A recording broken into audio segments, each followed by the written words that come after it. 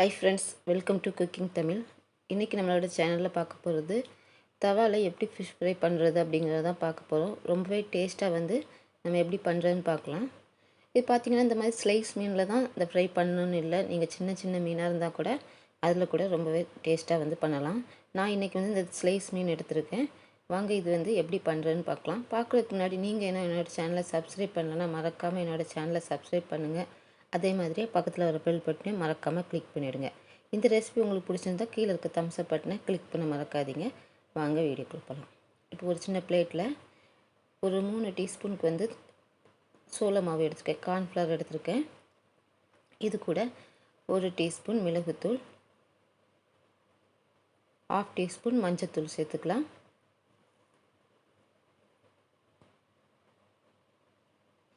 காரத்துக்கு 1 table spoon மிளகாய்த்தூள்.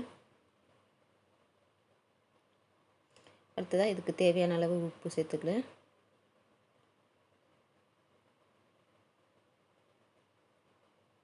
உப்பு டேஸ்ட்டுக்கு ஏற்ற மாதிரி நீங்கள் எவ்வளோ ஃபிஷ் எடுத்துருக்கீங்களோ அதுக்கேற்ற மாதிரி உப்பு சேர்த்துக்குங்க. அடுத்ததாக பார்த்தீங்கன்னா சீரகத்தையும் சோம்பையும் கொஞ்சம் நசுக்கி வச்சுருக்கேன் கரகரப்பாக, அதை இதோட சேர்த்துக்கிறேன். சீரகம் சோம்பு ரெண்டையுமே சேர்த்து கொஞ்சம் இடித்து வச்சது. அடுத்ததாக கொஞ்சமாக லெமன் பிழிஞ்சு விட்டுக்கலாம்.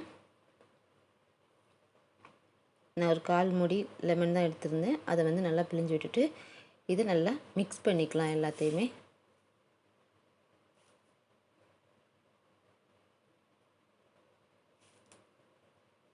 அந்த கார்ன்ஃப்ளவர் கட்டி இல்லாமல் எல்லா பக்கமும் நல்லா மசாலாவோட மிக்ஸ் பண்ணிடலாம்.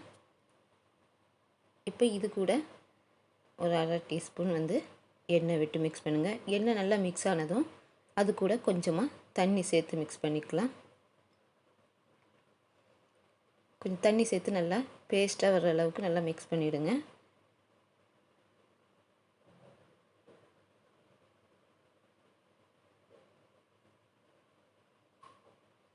இந்த மாதிரி நல்லா பேஸ்ட்டாக மிக்ஸ் பண்ணி எடுத்துக்கலாம்.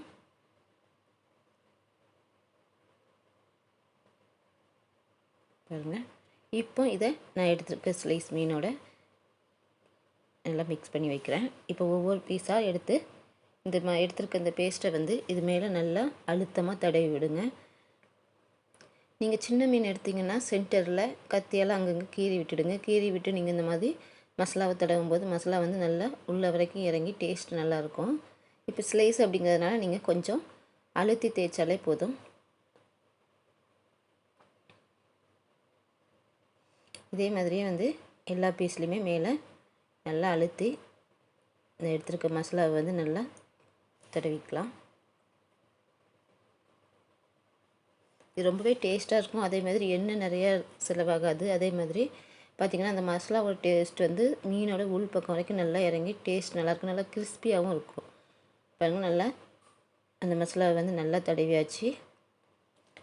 எடுத்துருக்க ஃபிஷ்ஷை இப்போ நம்ம பொரித்து எடுக்க போகிறோம். பாருங்கள், இப்போ ஒரு தவாவில் ஒரு 2 டீஸ்பூன் 2 டேபிள் ஸ்பூன் எண்ணெய் விட்டுக்கலாம். விட்டுட்டு நம்ம எடுத்துருக்க ஃபிஷ்ஷை இது மேலே அப்படியே பரப்பி வச்சிடலாம். நல்லா எண்ணெய் நல்லா ஹீட் ஆனதும் நம்ம இது மேலே வைக்கலாம். இல்லை நீங்கள் அப்படி எண்ணெயிலே போட்டு ஃப்ரை பண்ணாலும் நீங்கள் அந்த மாதிரி ஃப்ரை பண்ணி எடுத்துக்கலாம். இப்போ தவாவில் போட்டிங்கன்னா உங்களுக்கு அது கொஞ்சம் நின்று வேகும்போது அதோட டேஸ்ட் நல்லாயிருக்கும். கிறிஸ்பியாகவும் இருக்கும் நல்லா உள்ள வரைக்கும். இப்போ இந்த மாதிரி 2 பக்கமுமே திருப்பி விட்டு பாருங்கள். இப்போ திருப்பி விடும்போதே உங்களுக்கு தெரியும் மேலே எவ்வளோ கிறிஸ்பியாக இருக்குது பாருங்கள். இந்த மாதிரி எல்லாத்தையுமே 2 பக்கமும் திருப்பி நல்லா வேக விட்டு நல்லா ப்ரௌனிஷாக வேக விட்டு எடுங்க. இது உள் பக்கமும் நல்லா கிறிஸ்பியாக இருக்கும், சாப்பிடும்போது நல்லாயிருக்கும். இன்றைக்கி நம்ம இந்த வீடியோவில் தவா ஃபிஷ் ஃப்ரை எப்படி பண்ணுறது அப்படிங்கிறதான் பார்த்தோம். ரொம்பவே டேஸ்ட்டாக பண்ணலாம். அதே மாதிரி இந்த மாதிரி ஏற்கனவே சொன்ன மாதிரி இந்த மாதிரி ஸ்லைஸ் மீனில் தான் பண்ணணும். இல்லை சின்ன சின்ன மீனில் கூட நீங்கள் சென்டரில் லைட்டாக கத்தியால் கீறி விட்டு பண்ணிங்கன்னா மசாலா நல்லா இறங்கி நல்லா டேஸ்ட் இருக்கும். இன்றைக்கி ரெசிபி பிடிச்சிருக்குன்னு நினைக்கிறேன். இதே மாதிரி இன்னொரு நல்ல ரெசிபியோடு நான் மறுபடியும் உங்களை சந்திக்கிறேன். பாய்.